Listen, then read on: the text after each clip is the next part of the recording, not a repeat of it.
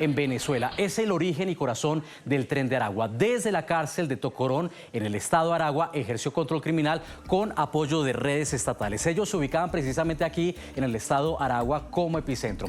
Tras la intervención en 2023, el grupo perdió su cuartel general, pero no desapareció. Se adaptó, se diversificó y amplió sus operaciones a otras zonas. Ahí es donde empezamos a hablar ya entonces del estado Bolívar, que según sugiere Inside Crime podría ser el nuevo santuario del TDA. Las Claritas, un pueblo minero, sería el feudo de alias Johan Petrica, uno de los fundadores de la organización. En el país todavía cometen varios delitos, como por ejemplo, revisamos aquí, la extorsión, el secuestro, el microtráfico y la minería ilegal, según el reporte. Crucemos la frontera venezolana y nos vamos hasta Colombia por los pasos fronterizos irregulares conocidos como trochas, que permitieron el ingreso de millones de migrantes venezolanos. También se transformaron estos caminos en rutas estratégicas para el avance transnacional del Tren de Aragua. Inside Crime asegura que el Tren de Aragua emprendió una lucha por conquistar el inframundo colombiano. Hablemos de las fases de expansión.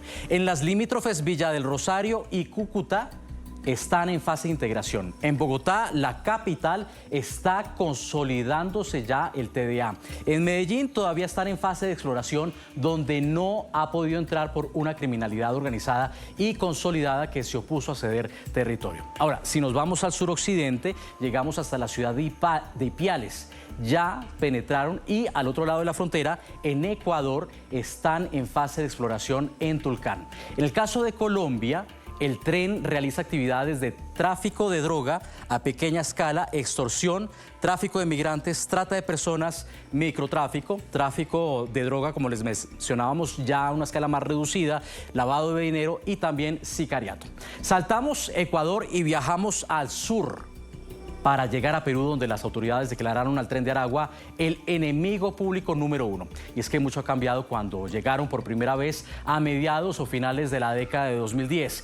El TDA se fortaleció tras la oleada migratoria que se intensificó en 2015. Estableció sus operaciones inicialmente en la ciudad de Lima y luego llegó a otros puntos del país. En la capital está en fase de integración, en Patás en fase de exploración, en Chiclayo y en Lambayeque están ya en estado de penetración y además en Trujillo y Arequipa están consolidándose, mientras en Lambayeque, Chiclayo y Tacna, como les decía, ya están penetrando. La organización se ha involucrado en Perú en el lavado de dinero, tráfico de droga a pequeña escala, extorsión, secuestro, tráfico de migrantes, trata de personas, microtráfico. Es la situación allí en el Perú, por supuesto sin mencionar el caso de la explotación sexual. De Tacna cruzamos ahora a Arica, en territorio chileno, donde ya dominan el tráfico de ketamina y los secuestros en varias regiones. El TDA se estableció en el país con la llegada en 2018 de su cofundador Larry Álvarez Núñez, alias Larry Changa, y entre 2020 y 2021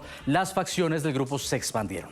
En fase de integración están en las ciudades de Arica, Calima, Antofagasta, Santiago y Temuco. En fase de consolidación están en Iquique, en Talca y en Puerto Montt al sur. En penetración ya están en Villa del Mar, en Quiñota, en Rancagua y en Concepción. En Chile cometen ilícitos, por ejemplo, como la extorsión, el secuestro, el tráfico de migrantes, trata de personas, microtráfico, tráfico de droga a pequeña escala y lavado de dinero. En la vecina Bolivia apenas están en fase de exploración en las ciudades de Pisiga, Oruro y Potosí, pero ya vienen cometiendo crímenes como, por ejemplo, el tráfico de migrantes, el tráfico de droga a pequeña escala y el tráfico de armas. Saludamos a Jeremy McDermott, codirector y cofundador de Inside Crime, que elaboró el informe. Jeremy, bienvenido a NTN 24. Con mucho gusto. ¿Por qué quiere Maduro minimizar al Tren de Aragua cuando dice que supuestamente lo tiene ya controlado en Venezuela?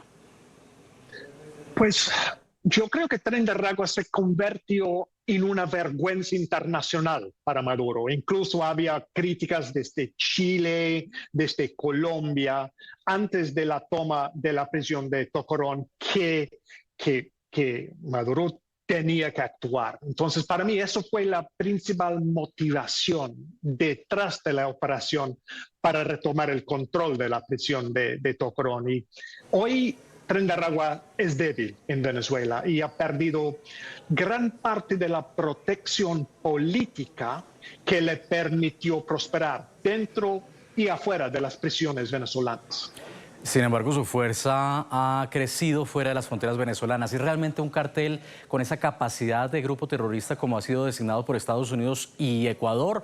¿O estamos quizá en un rótulo más político, quizá? Pues, Tren de Aragua es una federación hiperviolenta de diferentes bandillas venezolanas.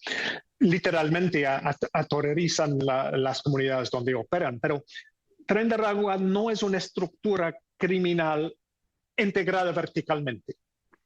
Ahora se usa como una marca para describir a todos los delincuentes venezolanos que se encuentran en el exterior. Y en el caso de Estados Unidos, creemos que la designación de terrorista se relaciona más con la deportación y una política agresiva contra la inmigración que una amenaza a la seguridad nacional de Estados Unidos. Vea, hablemos de Estados Unidos, que me interesa bastante. En febrero, múltiples equipos de agentes federales fuertemente armados se desplegaron por Denver, en Colorado y en ciudades cercanas, en busca de más de 100 presuntos miembros del Tren de Aragua. Al igual que en Denver, la reputación del Tren de Aragua en Estados Unidos ha crecido más rápido que su presencia y actividades, según reportan ustedes en Inside Crime. La escala de sus operaciones y ganancias sigue siendo pequeña y mayormente limitada a comunidades de migrantes venezolanos. Presuntos miembros o afiliados de la banda han sido vinculados a varios casos en todas estas ubicaciones, casos que sin embargo, dicen ustedes, han sido aislados de tráfico sexual, así como asesinatos, agresiones, robo, extorsión y tráfico de armas. Casos que se reportan, por ejemplo, en California, en Nuevo México, en Texas, lo decíamos también en Colorado, en Florida, en Carolina del Sur, en Luisiana, en Nueva York, en Connecticut, en Massachusetts. Son múltiples los reportes, pero sin embargo, ¿hay en realidad un Tren de Aragua en Estados Unidos o es un fantasma político que tanto daño ha hecho, además, ahora que usted habla de las políticas migratorias, a ese inmigrante venezolano con esas generalizaciones, con la estigmatización? Hasta ahora, Nicolai, no hemos encontrado evidencia de un intento concertado de Tren de Aragua para establecerse en Estados Unidos. Tampoco hemos encontrado coordinación entre delincuentes venezolanos arrestados en diferentes partes de Estados Unidos. Además, existen dudas sobre quienes se describen como Tren de Aragua realmente tiene alguna afiliación con la bandilla. Y tenemos que recordar que los tatuajes no son un indicador fiable. Entonces, la estrategia actual de Estados Unidos corre el riesgo de demonizar a todos los inmigrantes venezolanos, porque la idea de Tren de Aragua está pues haciendo una invasión a Estados Unidos. Realmente no hay ninguna evidencia que hemos encontrado. En el caso de América Latina ya veíamos un panorama, pero ¿dónde particularmente se han hecho fuertes? Colombia, Perú y Chile son los países donde hemos encontrado los afiliados más fuertes de Tren de Aragua. Y obviamente eso sigue la ruta y el establecimiento de los migrantes venezolanos. Y en Perú y Chile hemos visto que algunos de estas bandas afiliadas a Tren de Aragua han podido evolucionarse hasta un punto donde son una parte permanente de la panorama criminal de algunas de las ciudades de sus países, Santiago de Chile, Lima y Trujillo en Perú. En Colombia, porque es un panorama pues con mucho más grupos criminales tan fuertes que Tren de Aragua no ha podido arraigarse tanto como en otros países. Vea, me llama particularmente la atención cómo usted asocia la ruta que han seguido los criminales del Tren de Aragua con la ruta misma que han seguido los migrantes venezolanos que escapan de la violencia en su país, de las precariedades por causa de las políticas del régimen de Nicolás Maduro, y por eso le preguntaba cómo han terminado afectándose los migrantes que nada tienen que ver con esta organización, el Tren de Aragua, y eso me lleva a preguntarle porque se ha discutido mucho en la región sobre, por supuesto, hubo una época en la que el éxodo estalló y los gobiernos y los ciudadanos latinoamericanos fueron muy solidarios con los venezolanos, abrieron sus puertas, ellos necesitaban esa mano amiga. Sin embargo, pasa el tiempo y fue alimentándose un clima contrario a los migrantes venezolanos, por lo que algunos atribuyen como una subida en la criminalidad, y esto sirvió también para algunos gobiernos, como en el caso de Perú, para perfilar a los extranjeros como la razón por la cual incrementaron los crímenes en sus respectivos países, y por eso un endurecimiento en su política. Ustedes desde Inside Crime, con el análisis que hace justamente de cómo se expandió y se ramificó el Tren de Aragua, ¿cómo ven allí esta dinámica del TDA como organización criminal versus los migrantes que han sufrido los efectos también de esta organización criminal, con un endurecimiento y relacionamiento quizá injusto con las actividades del Tren de Aragua? Bueno, Nicolai, usted ha tocado varios temas allá.